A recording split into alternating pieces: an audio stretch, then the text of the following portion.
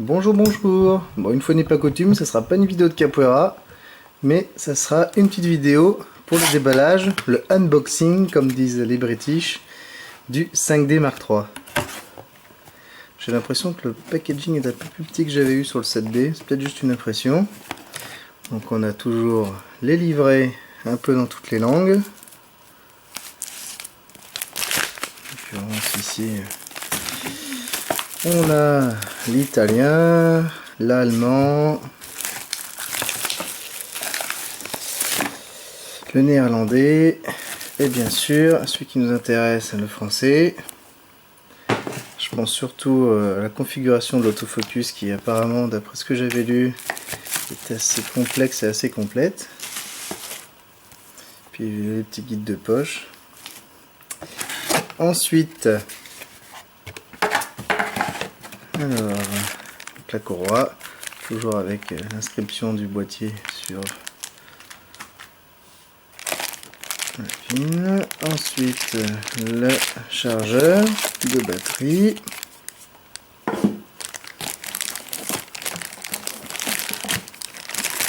Chargeur de batterie, bon ça n'a pas changé depuis de très nombreuses années chez Canon de toute façon, avec les différents indicateurs de charge.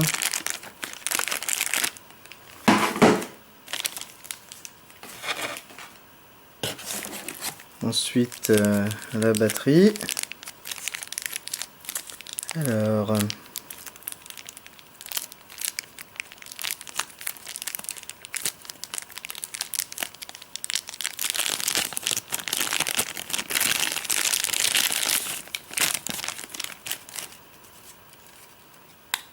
voilà, comme on peut le voir, c'est toujours des LPE6, c'est une 1800 ampères.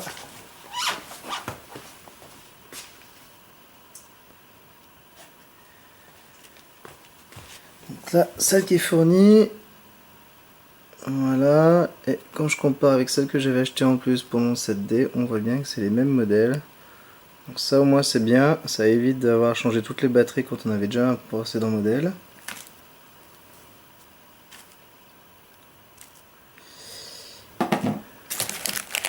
Ensuite les différents câbles, là c'est le câble USB pour connecter l'ordinateur à l'EOS, qui peut être utilisé pour décharger les photos ou pour utiliser le EOS Utility pour piloter l'appareil. Ensuite, bon, les câbles audio-vidéo pour brancher directement sur une télévision ou un écran.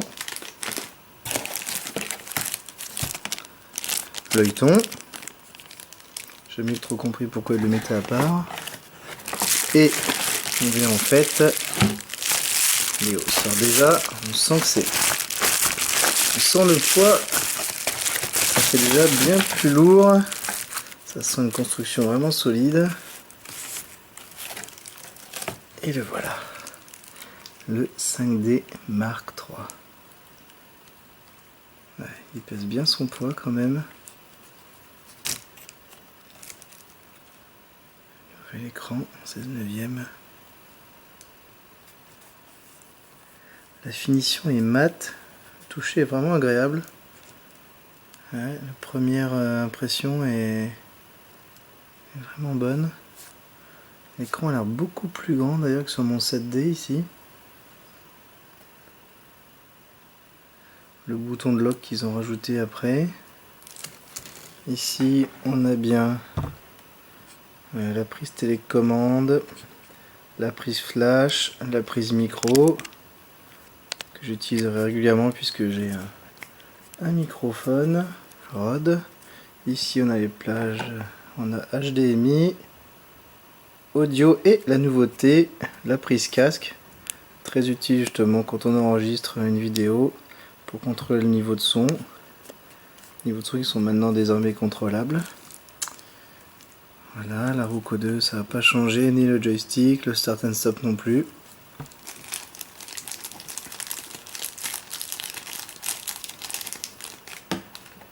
On va y poser un bouton et voilà.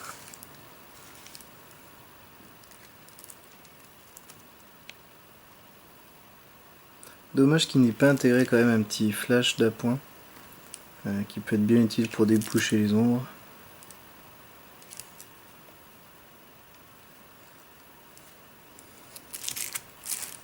Ici, hop, le lecteur de cartes avec les deux slots, premier pour la SD et le grand pour la carte compact flash. Très utile, hein, surtout quand on fait de la vidéo.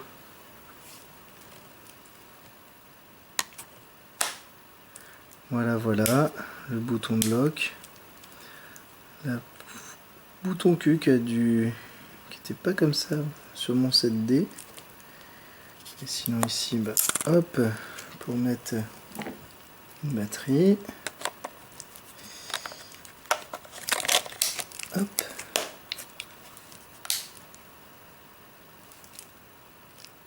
Voilà, la mise sous tension.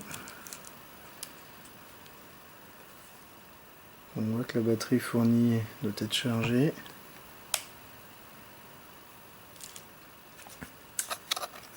Voilà, voilà, voilà. Je vais mettre une des miennes.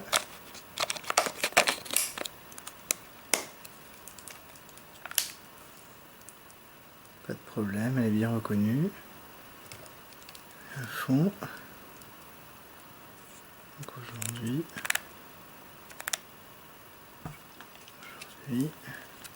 on va régler l'heure et la date. On est bien le 21 août 2012. Il est midi 27.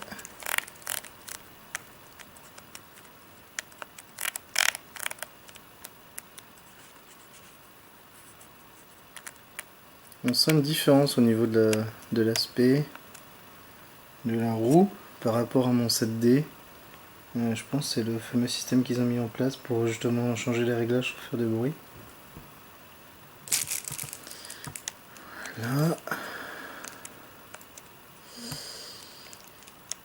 Hop, ici. Pareil. Ok. Je vais monter mon 1635 que je vais pouvoir vraiment découvrir en full frame.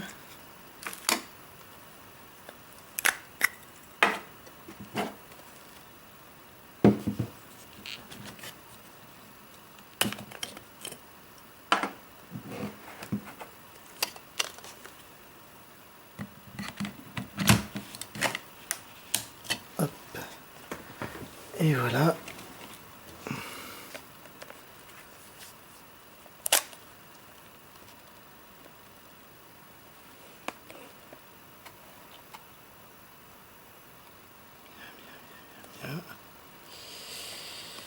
Voyons. Touches info sont arrivées en haut. Il y a les nouvelles touches rate et les fonctions d'édition d'images. Le niveau électronique. Exposition.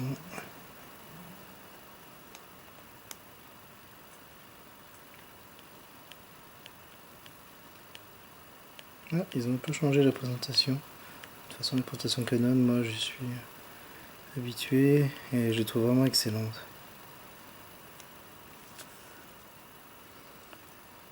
Alors,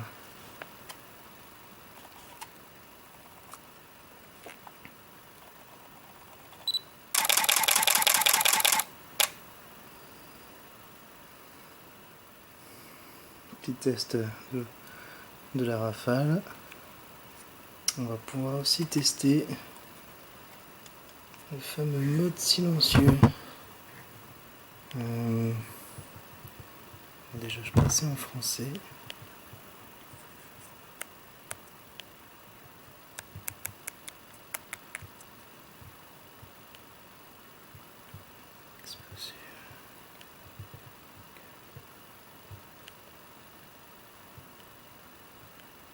Code. Il y a la timecode qui est apparu, c'est vrai. Silent control.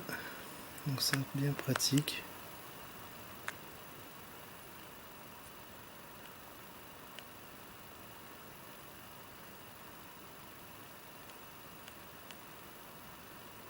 l'autofocus, tout ce qui est lecture d'image,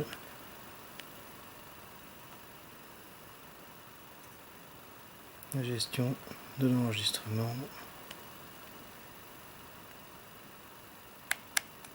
l'anglais, peut-être passer en français, ça peut être utile.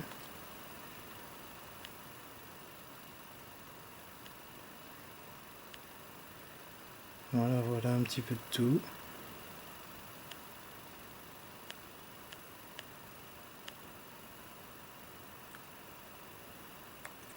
C'est solo que j'enlève tout de suite. En général, ça a donc m'énerver assez rapidement.